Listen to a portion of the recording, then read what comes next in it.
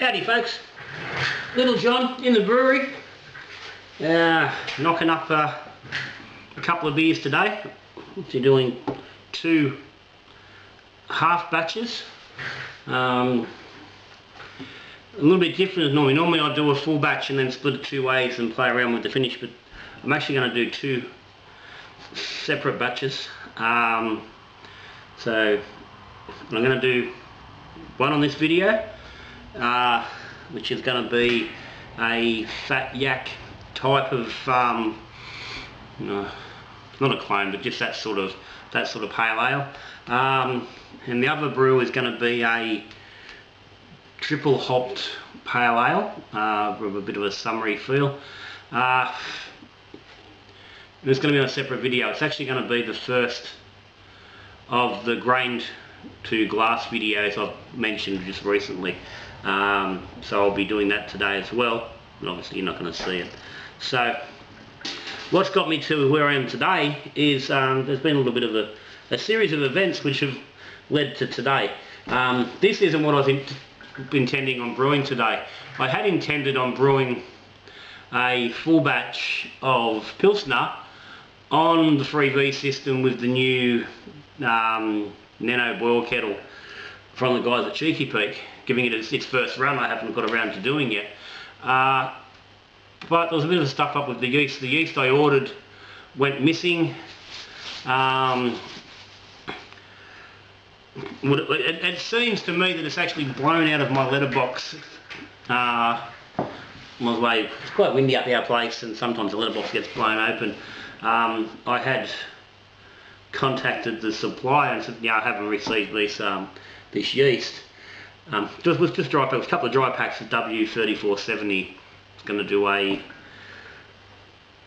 standard lager ferment versus a warm ferment comparison, and that was going to be brewed today. But so I got the 3 packs delivered, and when they hadn't turned up, I contacted, and about 2 days after I'd contacted the supplier, so sort of, just give it a couple more days, the fella from across the road came over with some mail which had blown into his yard. So I'm assuming with the time frame that somehow the yeast has ended up blowing away as well.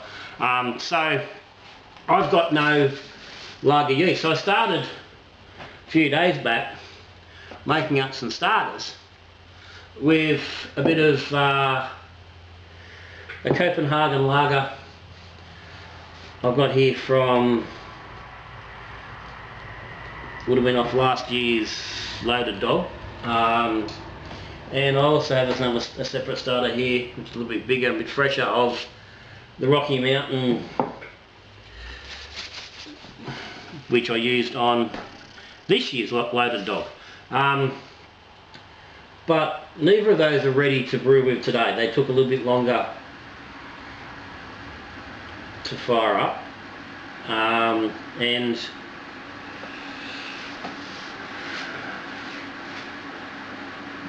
anyway, they're not ready to use today. So I'm like, oh, okay, well, what am I going to do? I've got no US-05. I used the last of my US-05 on the Mexican cerveza that's in the fridge. That went down on Saturday night. So the only other real ale yeast I've got ready to go is some packs of Nottingham. And I really don't want to use Nottingham on these sort of brews. So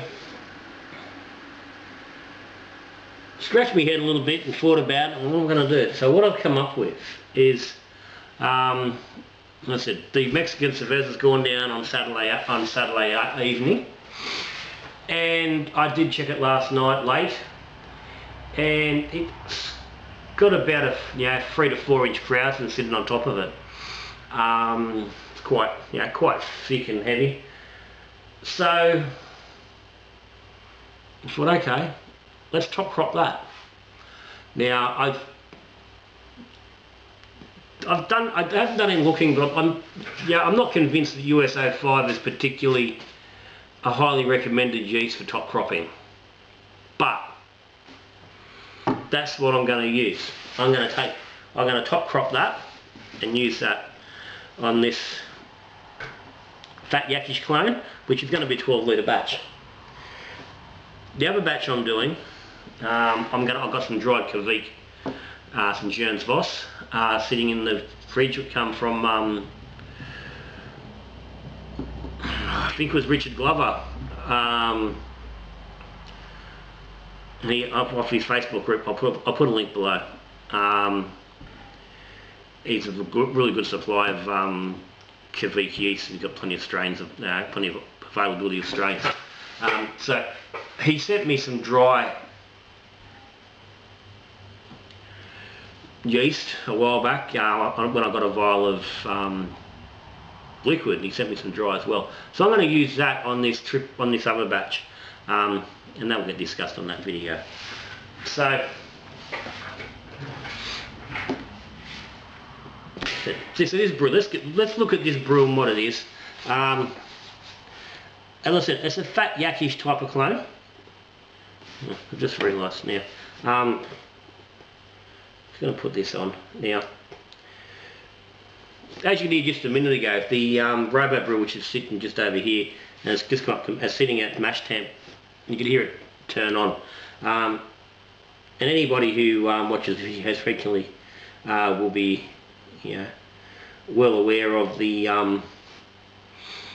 quite often there's a bit of background noise from fridges running. Now I've got 3 fridges and 1 freezer here in the garage, and they're actually, none of them are running at the moment. It's a little bit cooler this morning, so but it's pretty unusual for me to get through a video without one of the fridges kicking on and having that buzzing noise in the background. So I'm going to play around with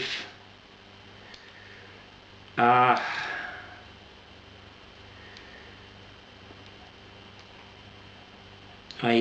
bit of a voice recorder and see how that goes.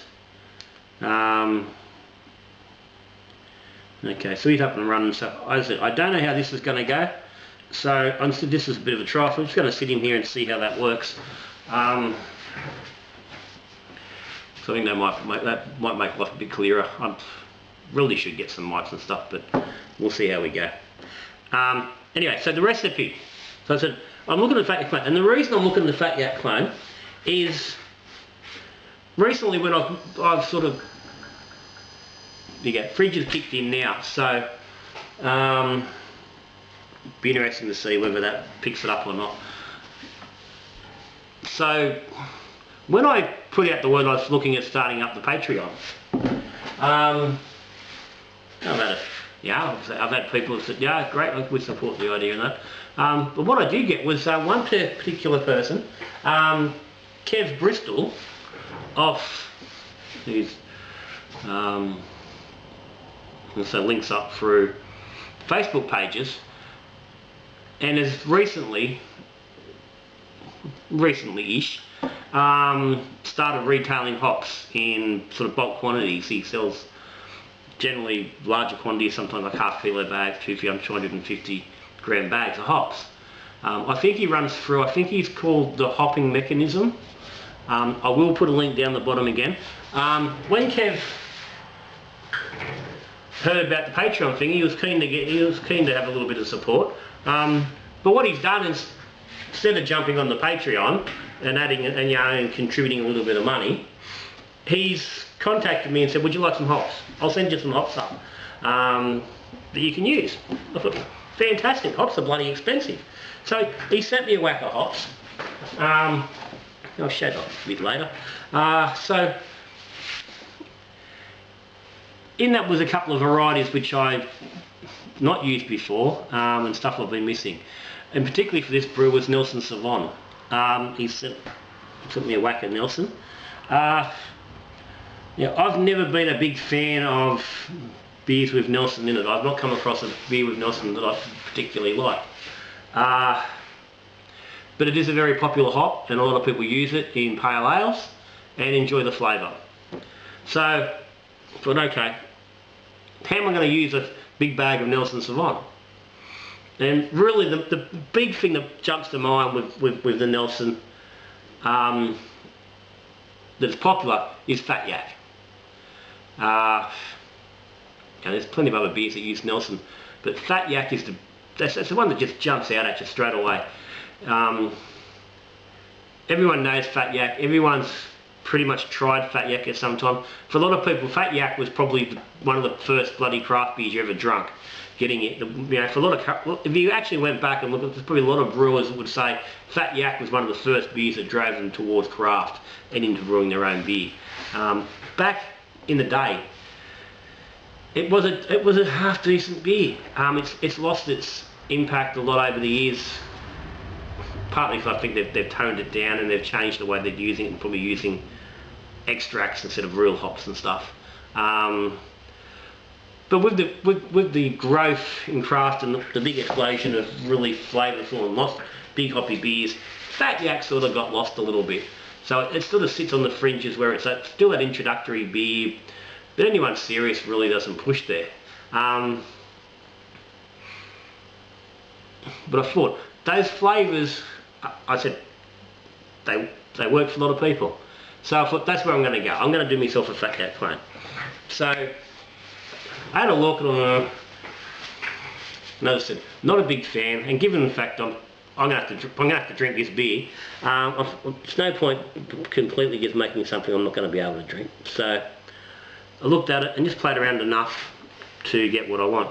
Now, on top of this whole process was, before I decided to take this step with the Patreon, I had ordered through a link some rare hops, you know, newer hops, Strata, and some Styrian Wolf and Styrian Dragon. I think I got these from a place in Adelaide. I think they're called Hopworks. Top of my head, not sure. It's the first time I've ever bought anything from them. But when I was looking at the site to put the order in, I come across this.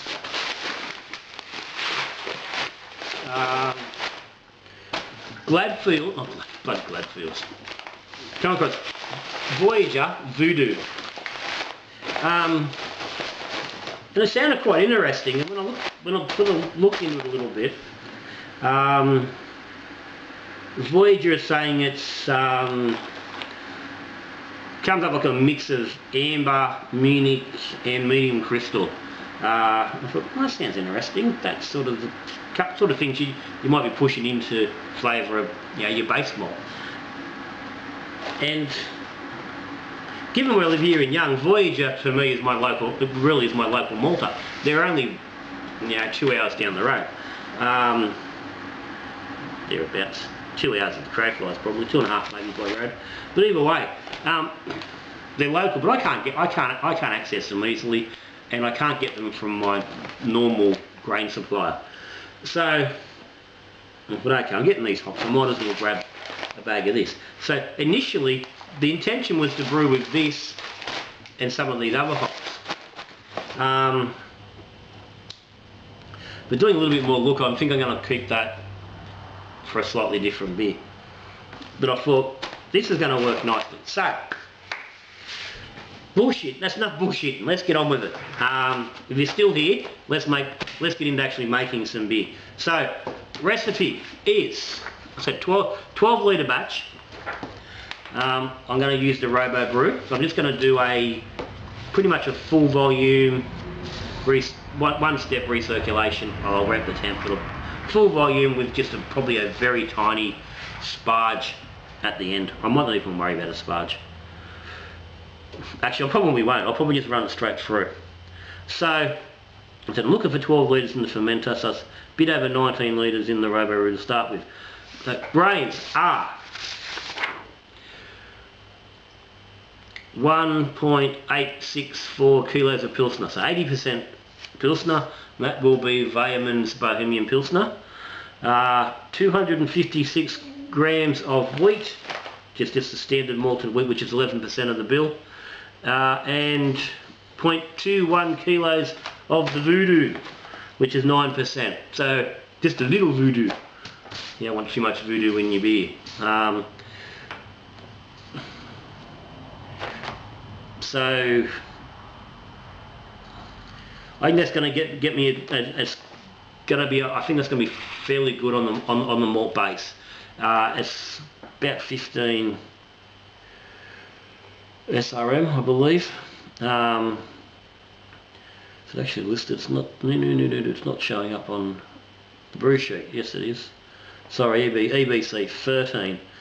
So it's a little bit deeper in colour, but the Fat Yak has always been a little bit darker. Not a real pale beer. So that's all good. And we're gonna bitter with some Pride of Ringwood, because I'm assuming that Fat Yak would have used Pride of Ringwood as their bittering hop. It's not the brewery, was pretty standard at the time. Pride of Ringwood was pretty much everything, and it does have a dirty underlying flavour. So I'm assuming that, yeah, a big chunk of that is to Pride of Ringwood. So that's going to be our bittering. Then we're going to run some Amarillo, Nelson, Cascade, late in the boil, at flame out, and also into some dry hopping. But I'll discuss the hops in greater detail later. Okay, so we're going to get in, get the grain mill up, get this grain milled, and into the Robo Brew, and we'll have a look at that happening. And I'll come back once I've got it on. We'll have a look at the actual mash steps and the hops.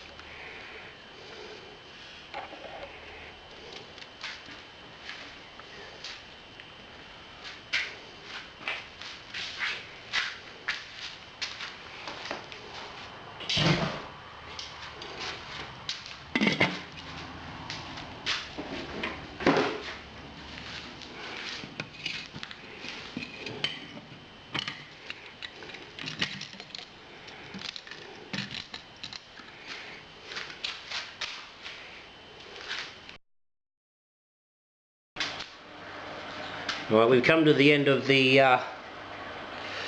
mash. We've gone through 72 and 78, sat there for a bit. Pumped off. Oh, it's looking nice and clear.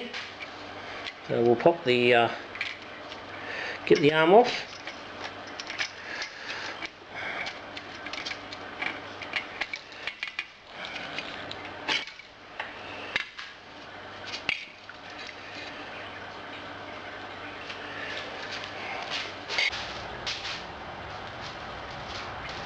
Okay, so we'll lift the malt pipe.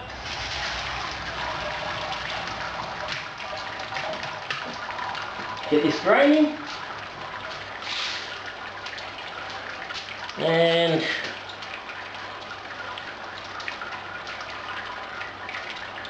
that will now drain and come up to a boil. I'll come back in a sec, we'll sit down and we'll have a chat about the hops.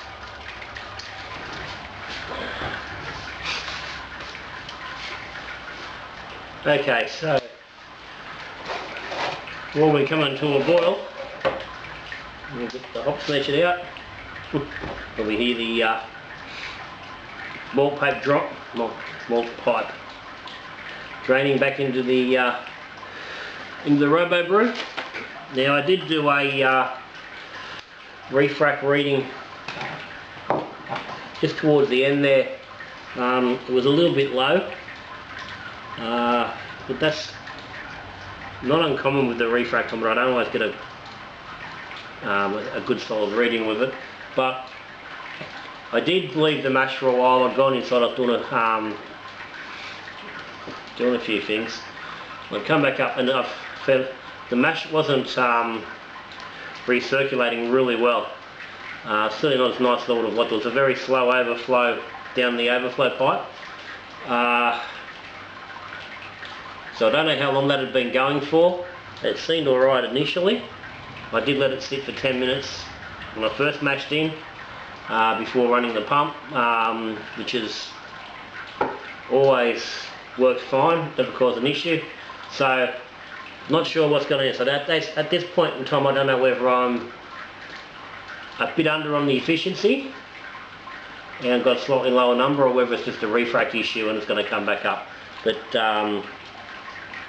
once it's finished draining, I'll get another sample and see where my levels are at. It might just need to adjust the gravity in the kettle, but we'll see. So hops, as I said, bittering hop, Pride of Ringwood, Aussie stable, 7 grams using up front. Now I'm looking for 32 IBU from my boil hops. So I'm relying on the boil hops to give me a decent amount of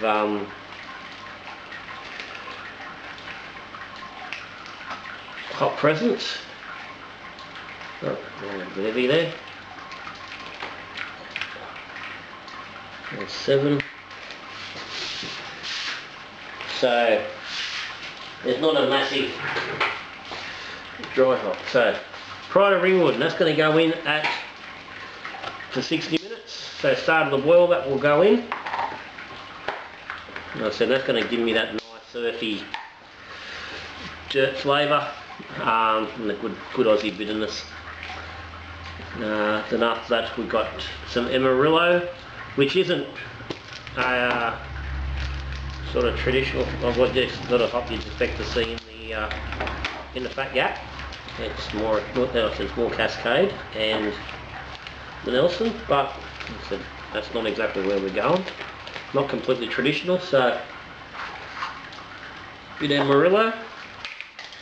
And again, that's more a personal thing. I find sort of Nelson I find very winey, and the Cascade as well. I do find to be a little bit grassy and winey, so I prefer the Amarillo. I definitely get a little bit more nicer fruit out of it. So I'm running 15 grams of Amarillo at 10 minutes. And I've probably got a little bit of, I'm just going to go with all I've got in this bag at the moment, which is 21 grams. So that's alright. Just adjust that. 21. And that goes in at 10 minutes. 5 minutes we'll have a hit of Nelson. Yeah. Like I said, these are the hops that have come through from Kev Bristol. They smell nice. They look lovely and fresh. And they smell very nice. So 12 grams of Nelson. So once again, Kev, thanks for these bloody hops, mate. This is fantastic. This is going to be Hey, good for me, saves me a bit of dosh, but it's going to mean I'm going to be able to play around with some beers that I normally wouldn't, because this is certainly not hops I'd normally be buying. And he's certainly given me a bag, big enough bag that I can certainly play around with. May have to try and track down a Nelson IPA of some kind to get a good whack of them used. But, so if anyone's got a suggestion how I can use Nelson other than Fat Yak, stick it in the comments down below. Okay, so Nelson at 5 minutes, and then final drop will be at flame out, and that's going to be 15 grams each of Cascade and 15 of Nelson. So then from there it's dry hopping. I'm going to do 10 gram of Cascade and 20 gram of Nelson on day 5 for 4 days, and run with that. So let it go now. We'll take a few shots of the hops going in and come back post boil and look at where we've ended up and have a look at this yeast.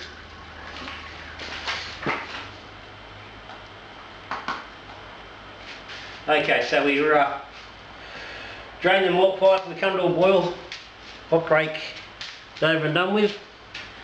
We had just a tiny little bit of a flow over, but nothing too much.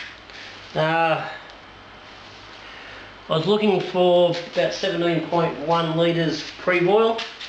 Was already boiling before I could pull the pipe out, and it's sitting pretty close around that mark though, so that's good.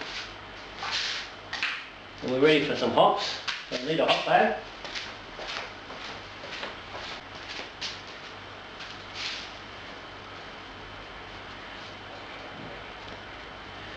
And I'm going to go a bag on this brew because it's a smaller volume, just to make sure we're not losing anything more than we need to. So there's our Pride of Ringwood in.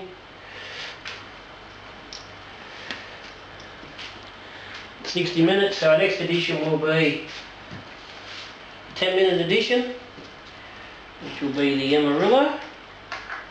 So that time we'll dump in a Wharf. So I'll get, will be half a Wharf. I'll stick that in with the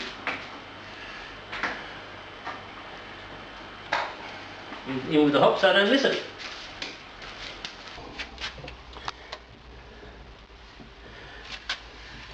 Okay, this is the cerveza. I'm going to take this yeast off. Let's see, yeah, there's a nice healthy 6,000 in there. So I'm going to top crop that. I'm going to stick him in there. I'm not going to move that fermenter though, because I'm not taking the chance on knocking that krausen down when I move the fermenter. So I've got my jug here, which has been very thoroughly sanitised, and I'm just going to scoop it off with that and dump him straight in there.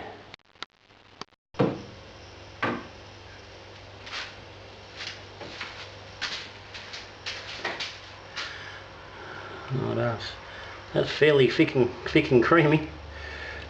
So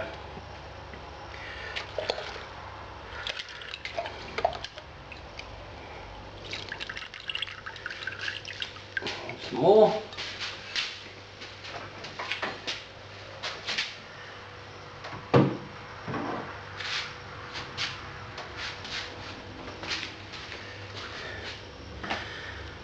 Okay, and that's about all I really want to take off the brew. I don't want to take that much that it stops brewing, so, but this is only a half batch, so I think there's, look at that, that's pretty nice creamy yeast there. Well, it is a bit of trial and error. I've never cropped before. Don't know the US-05 is necessarily the right yeast to do it with, but looking at how creamy that krausen was, I'm feeling pretty confident that's going to be fine. So he's done. Look the lid. Now, I haven't got a hydrometer reading on this yet. I'll get one in just a second.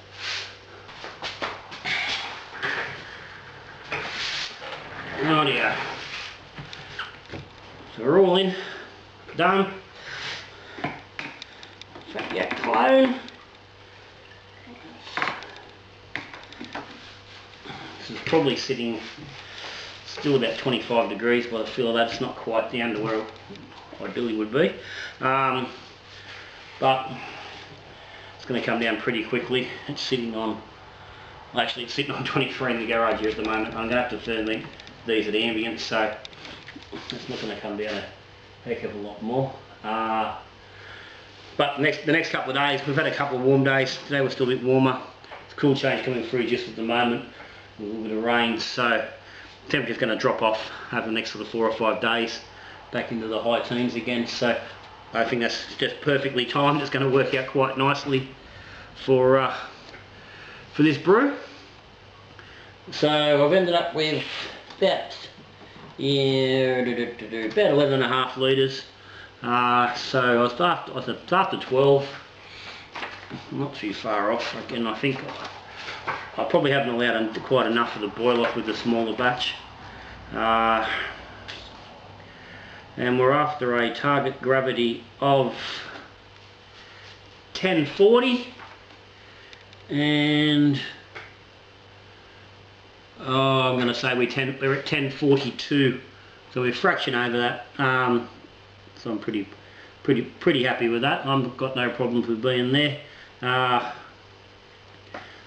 wasn't sure where the efficiency was going to come out at. I only allowed it to 67. I knocked a couple of points off because of the small batch, but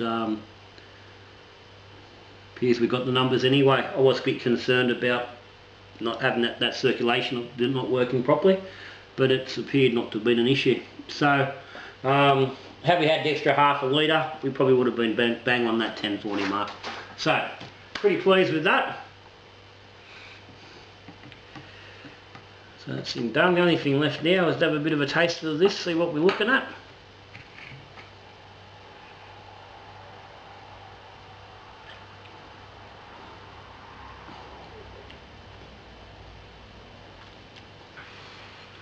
Yeah, no, I think that's quite nice. There's a little bit of bitter there from the hop already. So I think there's going to be a good hop presence. So with a little bit of dry hopping, which we've still got to do, which is 10 of Cascade and 20 of Nelson on day 5. And I'm going to do that for 4 days, so it's not going to be massive. So at the moment, I'm happy with where it is, looking pretty good. So once again, thanks to Kev Bristol for the hops. And I said, if you're looking for hops and you're not, maybe have a look, check him out. If you haven't subscribed to Little John, hit the subscribe button down there in the corner. Come along for the ride. If you thinking about jumping on Patreon, become a patron and supporter of Little John, helping out, there's a link at the bottom as well. If you just want to keep coming along, just watching videos and that be all, that's great as well. Got any questions or comments, stick them down the bottom. Anything on this brew, anything you want to clarify, clear up. And I said, if you've got any recipes that you use Nelson, shoot them through. I've got a lot of it there. I'm going to need to use. So anyway, that's me, Little John for today. So got really nothing to drink. I haven't got a beer out yet. I'm about to get one day, don't you worry. So that's me for the day, Little John. So until I see you again, we're drinking beer, we're talking beer, we're brewing beer, good brewing.